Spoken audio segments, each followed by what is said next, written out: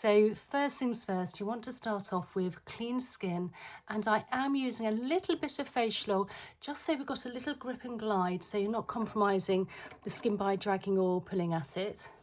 Now you don't need too much, you don't want to be slipping and sliding all over the face, but just a little bit is great.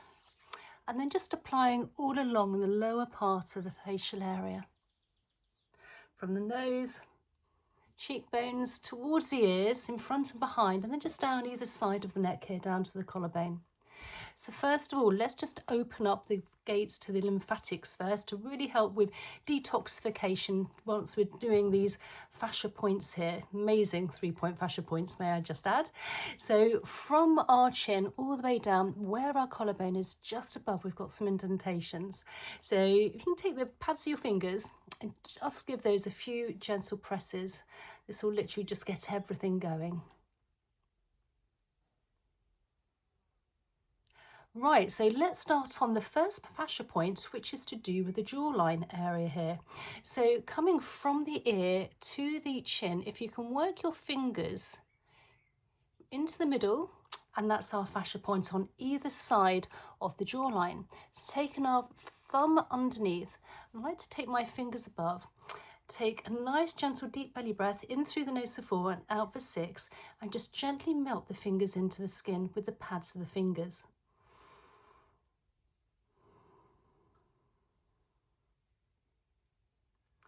And then just slowly work in a round circular motion one way on the thumb and with the finger here.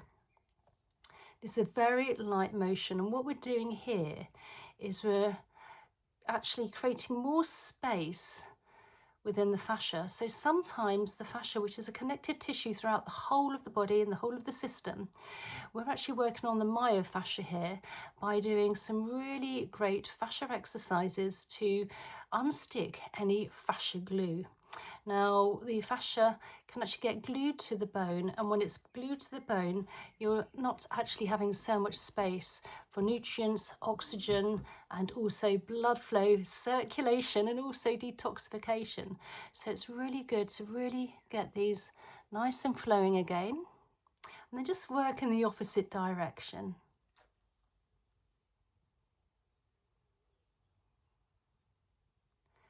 And then just do a few gentle taps as well. Again, really helping with the jawline, the chin area, lower part of the face. And then the second fascia point we're going to be working on is the nasal fascia point, the nasal lift, if you like.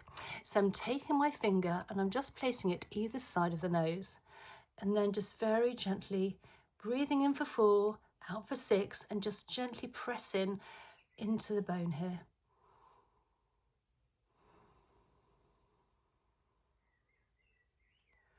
Melting into the skin, and then again just very gently working around circular motion one way. Now if you do have long nails, you can always use your knuckles like so if you find it a bit easier. And just really work right in there, releasing any stuck fascia glue. Remembering to make sure as well that if you can keep your back nice and straight and your head in alignment with your shoulders, as if almost pretending that there's a piece of string coming all the way up to the ceiling, this will actually help for maximum blood flow and circulation also to the neck and the head area. And then just work in the opposite direction. Getting quite deep if you like. And you can spend as much time on these as you like. Obviously, if it starts to get a bit painful, just leave off the pressure slightly. And you can do these 3 or 4 times a week. And then again, just a few gentle taps.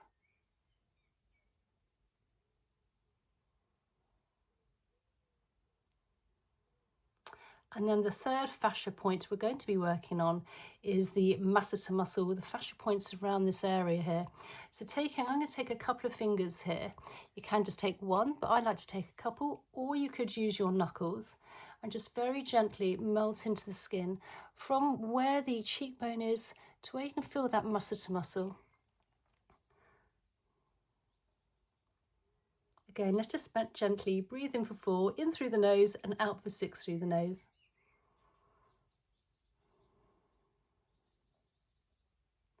Releasing the jaw, any tight tension. We hold a lot of tension in the lower part of the face. And then again, just very gently round circular motions.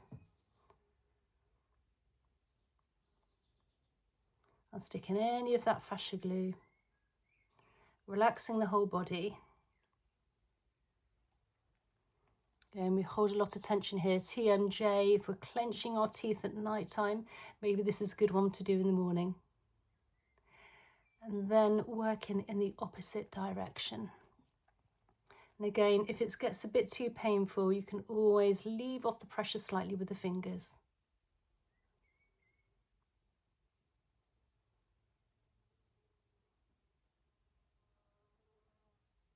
And then coming to the chin area and the jawline, literally from our points here, we're coming up and across.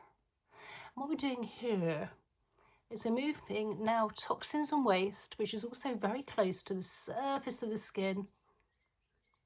Releasing any lymph, any toxins from where we've been working on our fascia points.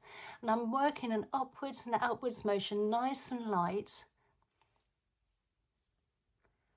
And then from the nose, under the cheekbone, towards the ears. Relaxing the face. And this is why it's really important to add a little bit of grip and glide, so you're not dragging or pulling at the skin. And of course, whatever you apply to your skin is also going to penetrate in better and deeper as well. And then thumb placed under the chin, and then fingers as a hook, just gliding along now, along that jawline, smoothing everything out towards the ears.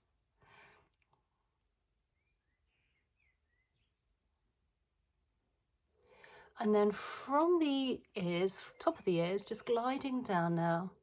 Again, feather-light touch where we have plenty of lymph nodes, and behind the ears where we have plenty of lymph nodes. And then from the bottom of the ear, if you just work your fingers in a round circular motion, nice and light, neck, below the head. And then when the fingers are touching, just gently glide down this big SCR muscle down to the collarbone, one side at a time. And then from the chin all the way down, literally our starting point, just above the collarbone here. If you can take the pads of the fingers and just give these a few gentle presses.